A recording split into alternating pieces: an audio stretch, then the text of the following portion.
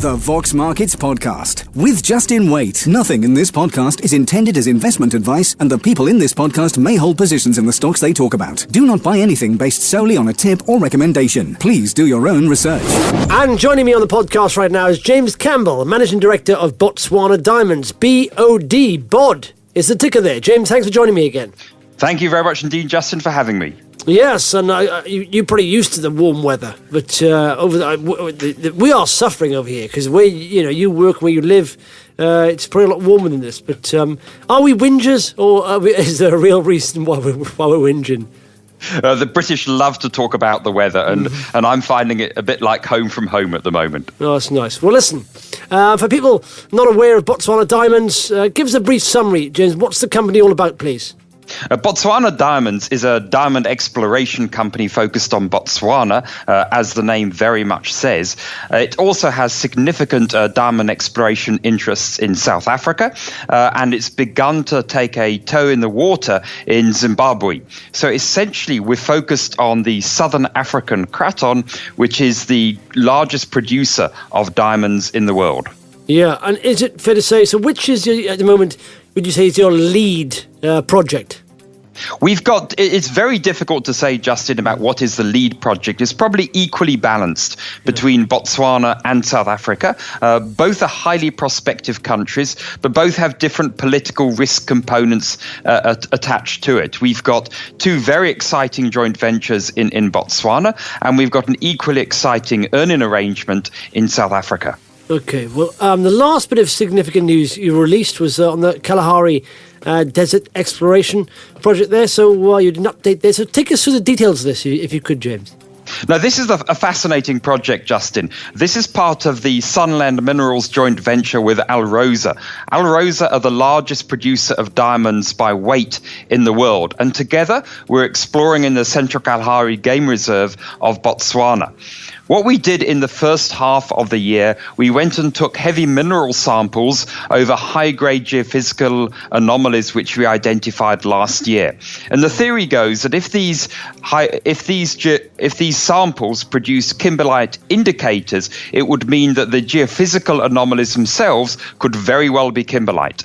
And the announcement we made a short while ago was very much that, in that we did produce abundant kimberlitic indicators over the geophysical anomalies, which has set us up for a drilling program in H2. Yeah, absolutely. So in H2, and we're there now. So what's coming up next then?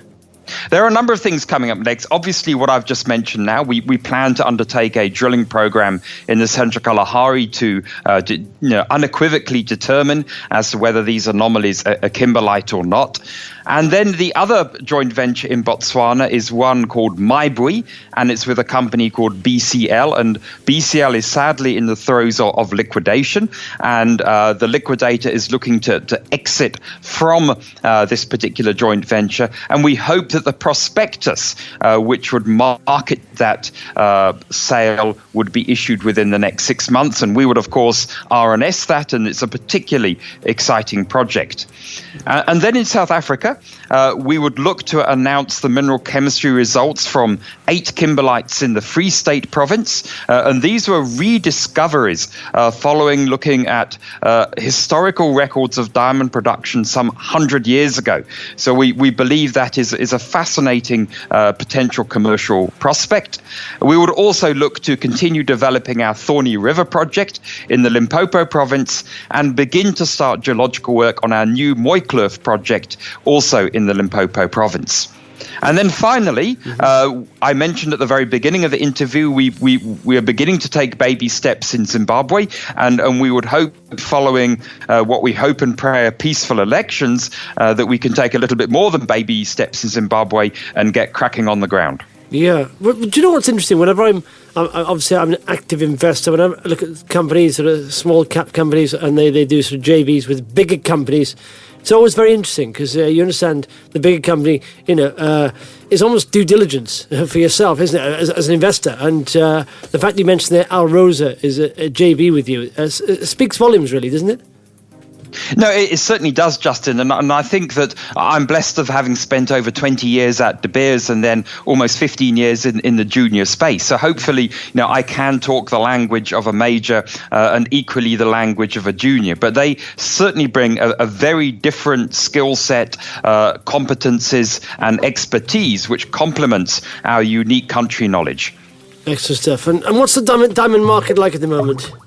The diamond market is good. It's the strongest recovering commodity post the global financial crisis. It's the least volatile. And with the supply-demand imbalance continuing, all the experts out there who look at these things are forecasting strong diamond price growth into the future. Marvellous stuff. Okay, well, James, one final thing here.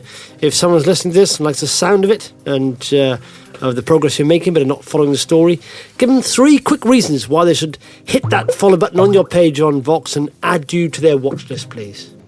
Absolutely, Justin. The first one, diamonds are the strongest recovering commodity since the global financial crisis and the least volatile. Secondly, Southern Africa is the most prolific diamond producer in the world. And thirdly, it is underexplored, and Botswana Diamonds is the most active explorer in the region. Marvellous stuff. James, good to chat to you, and hopefully we'll be chatting again in the not-too-distant future. Thanks very much. Thank you very much indeed, Justin. The Vox Markets Podcast with Justin Waite. Nothing in this podcast is intended as investment advice, and the people in this podcast may hold positions in the stocks they talk about. Do not buy anything based solely on a tip or recommendation. Please do your own research.